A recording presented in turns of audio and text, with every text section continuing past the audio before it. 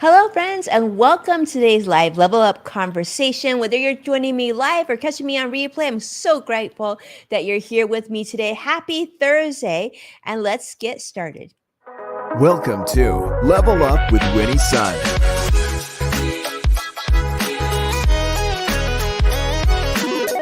Market update. Speed round. Award-winning financial pro.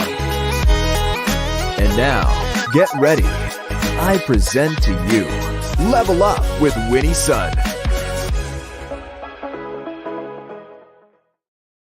Hi, friends. I'm Winnie, your host and award winning financial pro, Forbes contributor, and CNBC council member.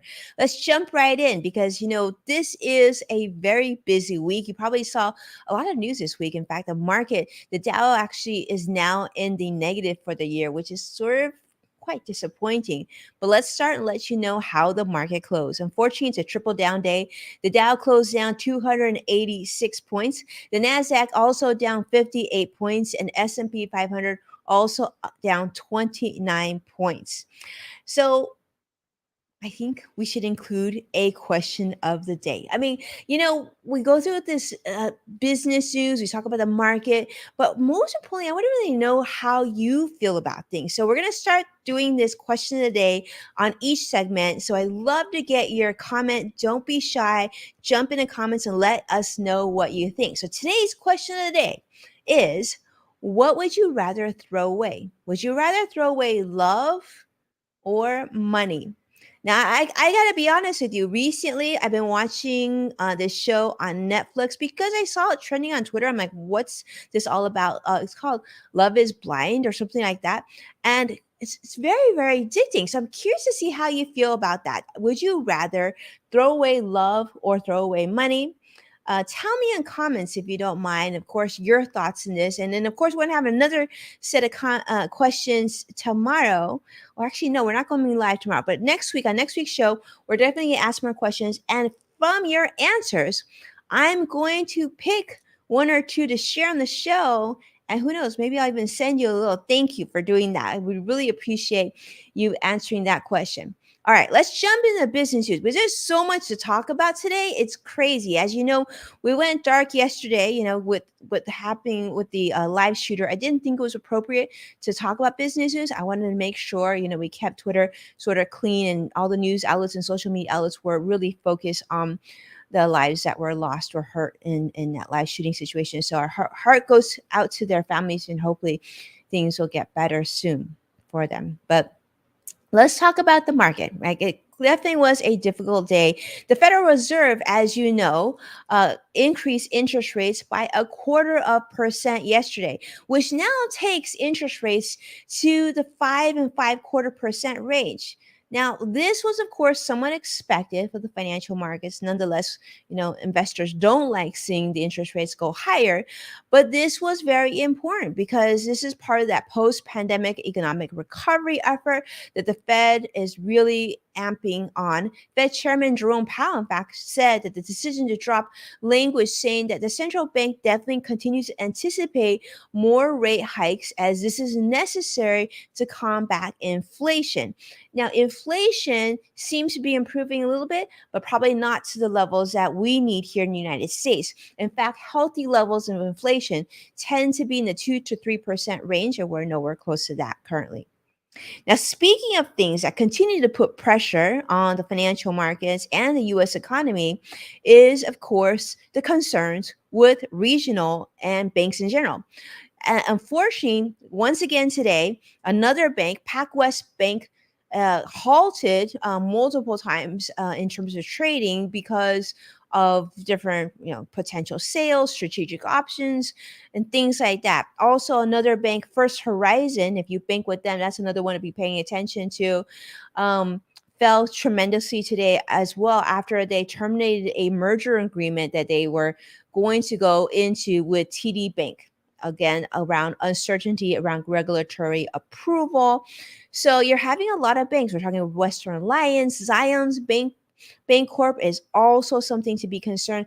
A lot of regional banks facing a lot of pressure. And so if you're worried about your bank or maybe a local bank, or if you bank at a larger bank, maybe you're not as worried. But if you're worried about banks in general, well, here's the news. You're definitely not alone. In fact, there's a recent survey that came out of Gallup talking about the health and confidence of the US financial system. And according to this survey, nearly half of the Americans that were surveyed said that they were very worried to moderately worried about the safety of their money being held in a bank or another financial institution. So, this poll, of course, was conducted now that Silicon Valley Bank, has had problems. Signature Bank has had problems. First Republic, which sold some of its assets to J.P. Morgan Chase. This seems to be going on, and things don't seem to be getting any better sooner rather than later. So, for those of you still watching and knowing that you have money at the bank, just make sure that you're under those FDIC insurance limits. And if you're not, probably pays to have a conversation with your banker sooner rather than later. Now let's segue over to the topic of a debt ceiling. I see my good friend Brian Schumann joining me on LinkedIn Live. Thank you so much, Brian, for making the time out. Lots of friends. Thank you so much. I also see Joshua here and CrossX Fighter on YouTube Live. Thanks so much for joining me here as well. We need to talk about the US debt ceiling, right? As you know, there's always this talk about how do we solve the debt ceiling? How does America borrow more so that do they have to print more money so that they can get things done?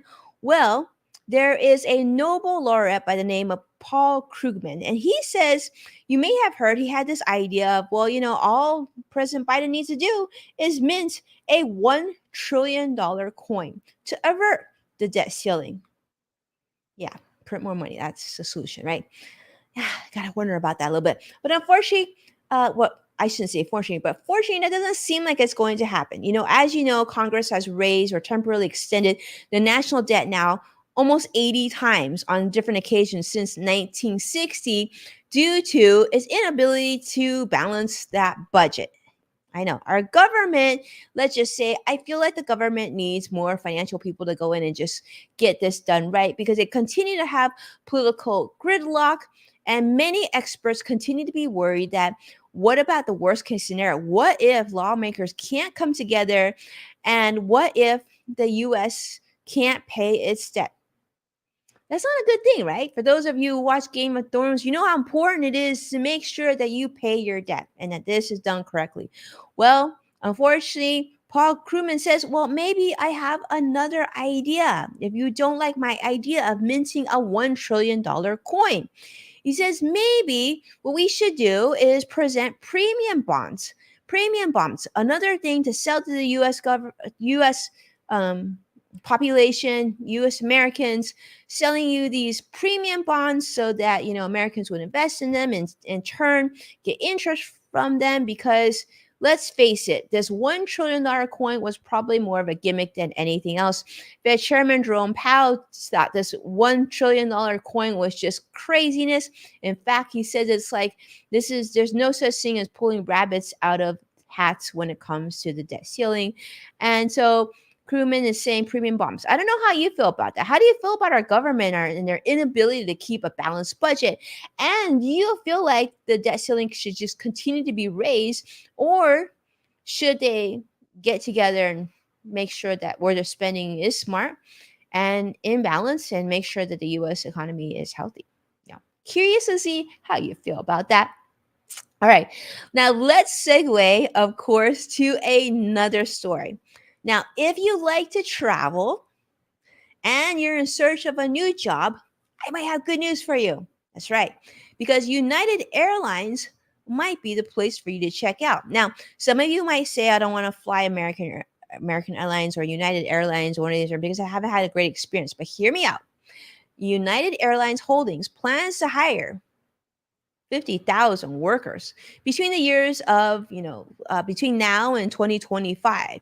50,000 employees that they're looking to hire. In fact, they're expected to hire about 15,000 jobs just this year alone. Another, of course, 15,000 going forward. But They plan to add pilots and mechanics and tech employees and maybe even social media influencers. I don't know. But they're looking to hire people from companies such as Amazon and Google that have been laid off. So tens of thousands of airline workers have left the industry through the years, and it's refreshing to hear that United plans to hire more people. So that's some good news. We had to leave on a positive note. But of course, it doesn't end there. We have more to talk to you about. And of course, no segment would be complete without an Elon Musk story. Now, I know today is May the 4th, be with you day. It's a very special day for those of you Star Wars fans out there. But Elon Musk is now on a hunt. If he hasn't done enough to Twitter already, if you haven't been following, you probably should because it's been craziness. But now Elon is threatening to transfer the one and only NPR's Twitter account to another organization or person if they don't start tweeting. That's right. As you remember, last month, NPR quit Twitter after Elon applied the label to their news organization saying that they were state controlled, which is not true. Well, Elon says, well, he made some changes and maybe he should consider bringing them back and whatnot.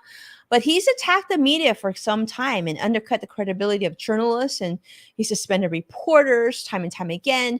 And of course, now making this verified blue check mark a thing that you have to pay for.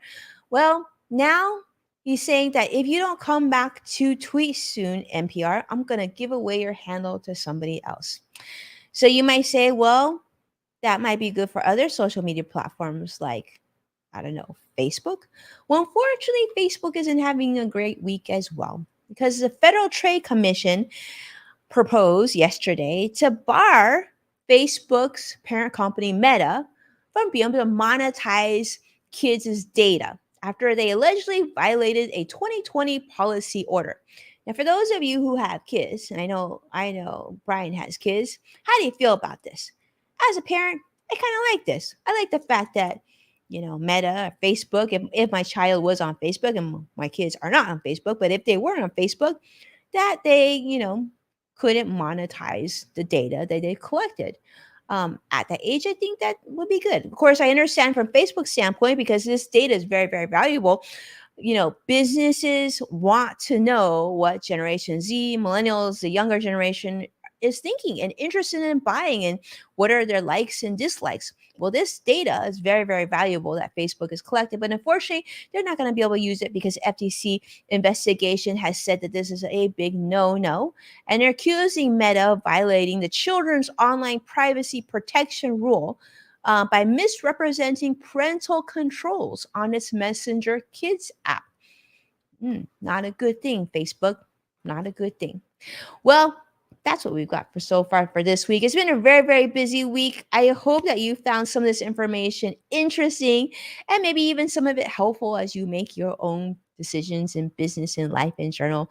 I really appreciate you watching Level Up Live with me. And if you enjoy this video, do me a favor, give us a like and subscribe. And don't forget that you can find full episodes of Level Up with Winnie Sun on NASDAQ, Amazon Fire, Samsung, Roku, and many other platforms, streaming and otherwise. And of course, don't forget to check out the Yes Factor with Winnie Sun, also on Apple Podcasts and the LinkedIn Podcast Network.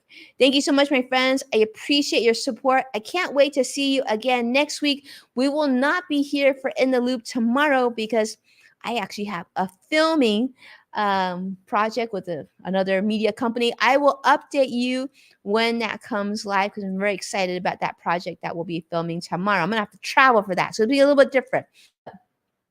I will look forward to seeing you again next week. Have a beautiful weekend. Stay safe, stay well. I'll talk to you very, very soon. Take care now.